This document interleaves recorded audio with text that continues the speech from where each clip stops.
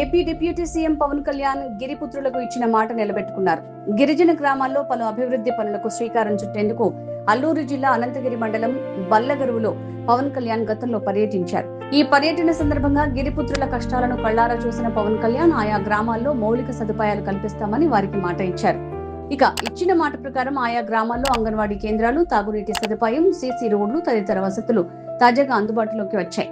Andhra Pradesh deputy CM Pawan Kalyan మరోసారి తాను ఇచ్చిన మాట నిలబెట్టుకున్నారు. క్షేత్రస్థాయి పర్యటనల్లో తన దృష్టికి వచ్చే సమస్యలతో పాటుగా సామాజిక మాధ్యమాల ద్వారా తన దృష్టికి వచ్చే అంశాలపై వేగంగా స్పందిస్తుంటారు పవన్ కళ్యాణ్. ఈ క్రమంలోనే అల్లూరి సీతారామరాజు జిల్లా పర్యటనలతో గిరిపుత్రులకు తాను ఇచ్చిన మాటను పవన్ కళ్యాణ్ నిలబెట్టుకున్నారు. దీంతో 3 గ్రామాలు కొత్త రూపు సంతరించుకున్నాయి. ఆయా గ్రామాల ప్రజలు పవన్ కళ్యాణ్ కు కృతజ్ఞతలు తెలియజేస్తున్నారు.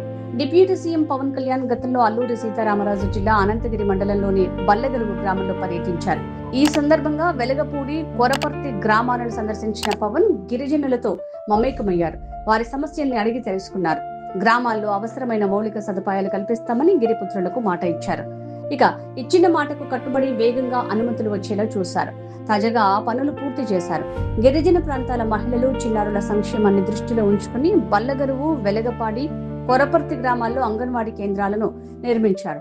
ఆయా గ్రామాలను సందర్శించిన సమయంలో పవన్ కళ్యాణ్ అంగన్వాడీ కేంద్రాల నిర్వహణకు సరైన భవనం లేక చిన్నారులు పడుతున్న ఇబ్బందుల్ని గమనించారు. ఈ నేపథ్యంలో జాతీయ గ్రామీణ ఉపాధి హామీ పథకం నిధులతో ఆయా గ్రామాల ప్రజల సమస్యలు తీర్చేందుకు ప్రణాళికలు రూపొందించారు. చిన్నారులు, మహిళల కోరిక మేరకు 55 లక్షల రూపాయలను ఖర్చు చేసి 3 అంగన్వాడీ భవనాలను నిర్మించారు. బల్లగరువు, వెలగపాడు గ్రామాల్లో పంచాయతీరాజ్ ఇంజనీరింగ్ విభాగం ద్వారా నూతన భవనాల నిర్మాణాన్ని చేపట్టారు.